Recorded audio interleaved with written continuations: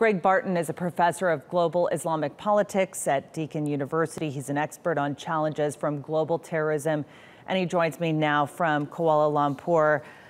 Good to see you there. I have to ask, London, of course, is always considered a major target. Manchester, perhaps a bit more surprising.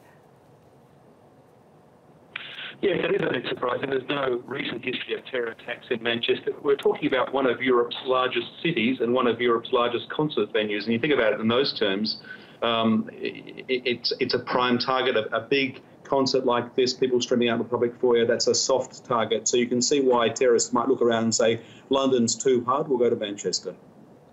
Greg, again, looking at this particular target, this is a U.S. pop singer, Ariana Grande. Her fans are 11 to 15 years old. What is there to read into, particularly with this type of attack, somebody targeting this kind of venue and event? Look, it's too horrible to think that somebody would deliberately target young girls going to a tinny bop, a pop concert. But the group most suspect is, of course, Islamic State, but it was Al-Qaeda that was apparently behind the 7/7 attacks in July 2005 in London. So both are quite possible. It doesn't seem likely that it's right-wing extremism. Islamic State in recent years has been much more callous and even more violent than Al-Qaeda, and less fussy about its targets. So given what appears to be a suicide bomber, shrapnel-packed IED in a crowded foyer, fits the pattern of IS, and sadly we know that they really don't care about their victims. They don't discriminate between targets. They've just gone, whoever's behind this, and it seems to be a terror attack, has gone for a soft, easy target. Well, certainly it is a suspected suicide bombing, according to U.S. officials, and this is not something, Greg, that happens on the UK mainland. Well, we did see it 12 years ago with that 7/7 attack in the London subway and transport system. Of course, in the 12 years since, the Brits have been on top of this threat. They've shut down every major terror plot using IEDs. But, you know, containing a threat's not the same as eliminating it. And they always, this day might come. They've had lone actor attacks, Woolwich more recently, Westminster Bridge, but they're always worried about another IED attack. And it's entirely possible, just as the 7/7 attacks was four guys acting largely by themselves, inspired, we think, by Al-Qaeda, that it may just be a handful of individuals going to Manchester with this attack. And that makes it very hard to see coming. But it's not out of the pattern of what we're seeing. And of course, across the Muslim world, such IED suicide attacks are all too common. Well, and again, right now, we don't know who is behind this attack. Certainly, no one has taken responsibility for it, but we do know that groups like Daesh, who are being squeezed in countries like Iraq and Syria, have encouraged fighters to go out and commit attacks just like this. Absolutely. We've seen many of them in Muslim majority countries. We've seen some of them in Europe and the US. The Brits seem to have contained the IED suicide bomber a threat. But, perhaps if it is IS, Daesh, they've found a way of working with just a small group and escaping surveillance. That's a horrible thing to think about. But, that would be an important finding, because it means they're not going to stop with this one attack. This is likely to be a wave of attacks. As they lose Mosul, and as they probably even this year lose Raqqa, they are likely to go all out in such attacks if it's indeed IS.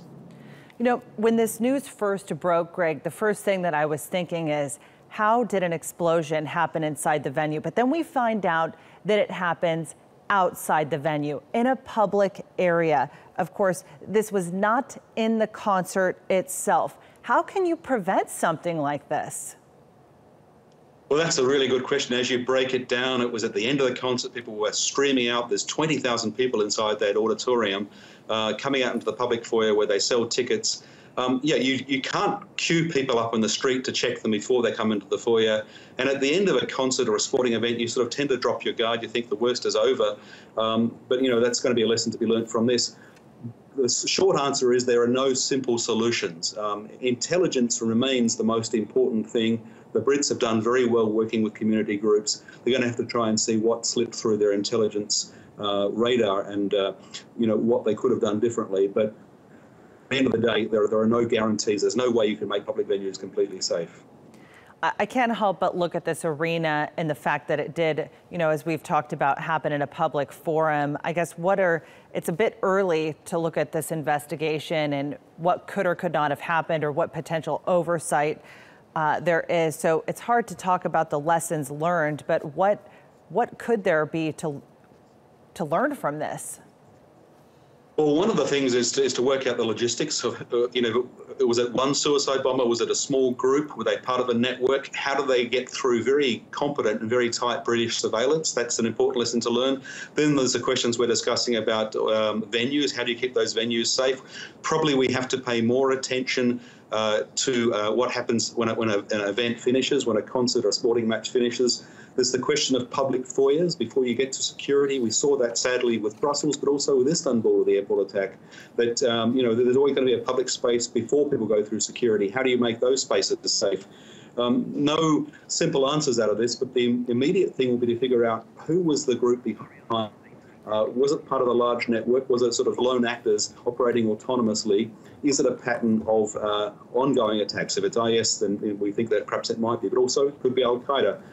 It's really important to figure this out to try and do our very best to prevent future such attacks occurring. Of course, Greg, and I imagine investigators will be looking really closely to see if this was part of a network, who else could have been involved in possibly assisting in carrying out this attack. We're going to leave it there.